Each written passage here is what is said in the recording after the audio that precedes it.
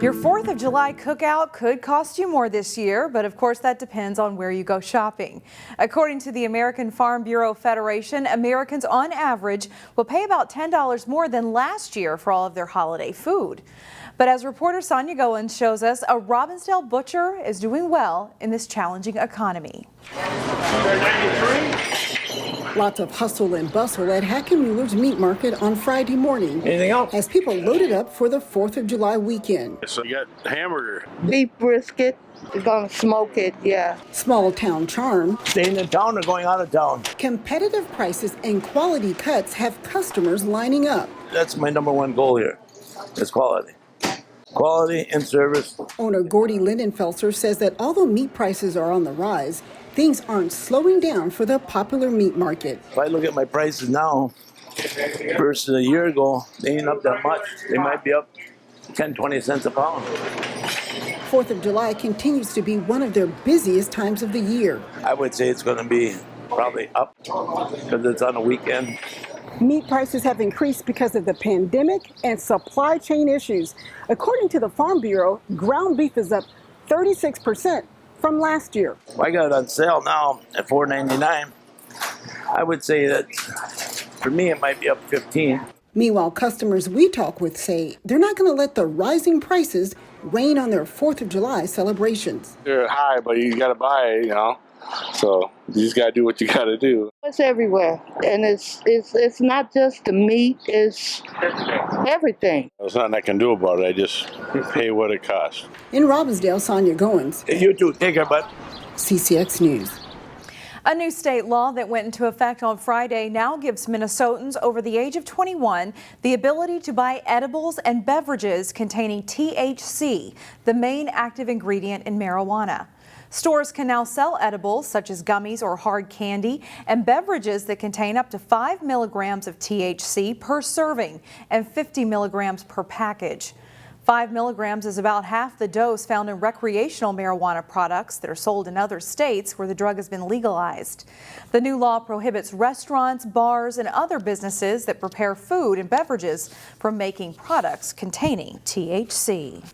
Home construction on the former Hollydale Golf Course is spurring a road project that's scheduled to start in just a few weeks. It led to a lengthy discussion at this week's City Council meeting.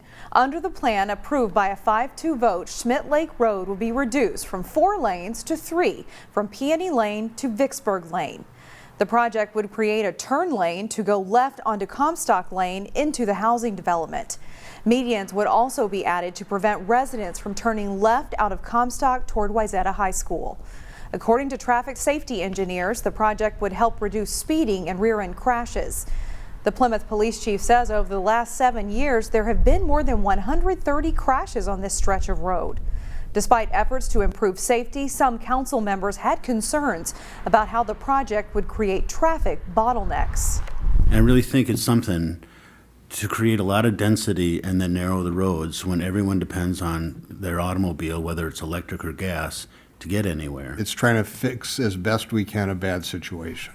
A challenge with the project is also that the road slopes downward from a bridge to the west to the Comstock intersection. Construction is scheduled to start July 18th and last about a month. The New Hope City Council, meanwhile, approved a new labor agreement with the union representing the city's police department. The agreement is for 3 years. It calls for a 3% cost of living adjustment plus a 3% across-the-board wage increase in 2023. That's followed by 3% increases the 2 years after that. The city discussed the importance of reducing costs due to employee turnover. Last year in New Hope, employer turnover was just over 7%. According to federal labor statistics, it was 20% throughout the Midwest. In Brooklyn Park, discussions continue over what to do about the city's aging fire stations. As Jason Malello reports, the city took those discussions on the road. The Brooklyn Park Fire Department took a road trip to visit the new fire stations that were just constructed in both Maplewood and Burnsville, bringing along elected officials and city leaders in the hope they'll consider renovating or replacing Brooklyn Park's 4 fire stations. 4 Brooklyn Park firehouses were built 30 plus years ago when we had a different fire model. Brooklyn Park firefighters used to be paid-on-call volunteers, but now the stations are staffed 24/7, with firefighters working 24-hour shifts. We recognize the importance that we call them a firehouse, because that's truly what they are.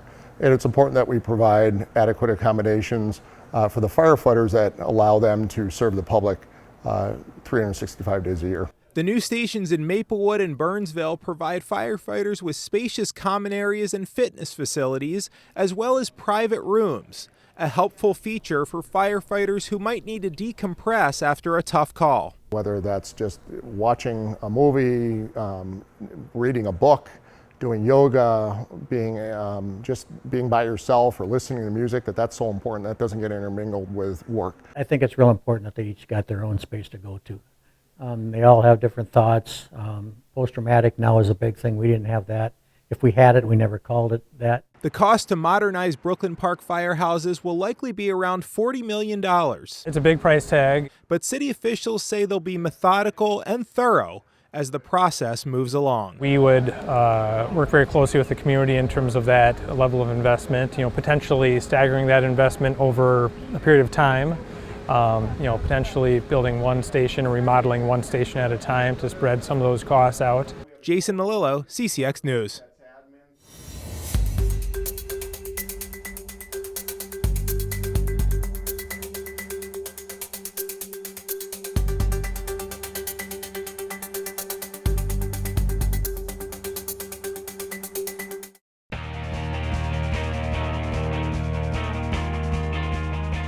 Young players in a Plymouth-based soccer club had a chance to hear from and meet a local legend in their sport this week. John Jacobson has the story. It was a gold medal night in Plymouth. Two-time Olympic champion women's soccer player Briana Scurry talked to an auditorium full of players and families at Wayzata High School about her life story, her triumphs and struggles. Scurry is on tour promoting her new book called My Greatest Save. She signed copies and posed for pictures, all with a smile and a message to the next generation of players. I want to make sure I can be a positive voice for them. I think my journey speaks for itself in terms of making a lot of great choices in my life, and I just want to try to connect with them and hopefully help them decide who they are going to become and what they want to do with their lives. The Dayton native and 1989 Anoka High School graduate was a guest of the Fusion Soccer Club of Plymouth. The audience, mostly young soccer players, some of whom admit they'd never heard of the World Cup champion goalie, loved her story. Well, she inspired you to do things like she wasn't really afraid because goalies have to be really intense, and she's she pushes you. It was really great. I think she really had a great story to tell, and it helped motivate me to keep working towards my goals. While Scurry's accomplishments on the pitch are well documented, so too are her struggles, including a career-ending and life-altering concussion in 2010 that affected her life for several years. I wanted to make sure that I put all of it in there because it's the truth, and I was willing to talk about my darkest times. Just like my best times, because in this day and age, I know there's a lot of people who may be struggling, and a lot of them struggle in silence. I think it's just an absolute success story for someone to come out of Dayton, Minnesota, and Anoka High School and go through the ranks to, at every levels of the game, to be successful. It puts a really cool amount of hope in every player, and not just soccer, across the board. Briana's message to the young girls was clear. Whether you grow up or even aspire to be a great soccer player or not, dream big and don't give up. And don't ever let anyone, and I mean anyone, tell you who you can become.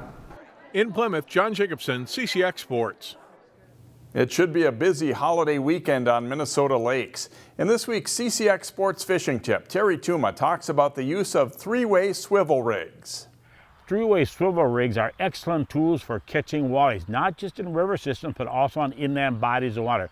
The factors that we need to really work with is the weight of that rig that we're going to use. You want to use, I use bell sinkers, and just that size that's going to just tick the bottom. You do not want to plow the bottom, but that sediment's going to spook those walleye. And just run the line out of your bait casting reel, which I use with a line counter, and then also is once you get that line starting to deploy, it's just so that weight ticks the bottom again. And usually it's going to be about a 45-degree angle. You can use this with trolling for crankbaits, with live bait rigs, as I mentioned, and also spinner rig. But what we have to also understand here is a dropper line needs to be tied in with the cords where those fish are located in the water column, and also with the leader itself. Generally speaking, like for a river system, I run about a 6 to 8 inch dropper line, and then the leader about, or the snell, about 8, 6, 5, 4, 3, 2, 1, depending on where these fish are located in the water column. But a great tool, give it a try. Generally speaking, slower trolling speeds, except if you're using a spinner rig, you want that blade just to start to spin in the water column. That's all for sports. Have a safe and happy 4th of July weekend. Find more prep sports games and highlights at ccxmedia.org and follow us on social media.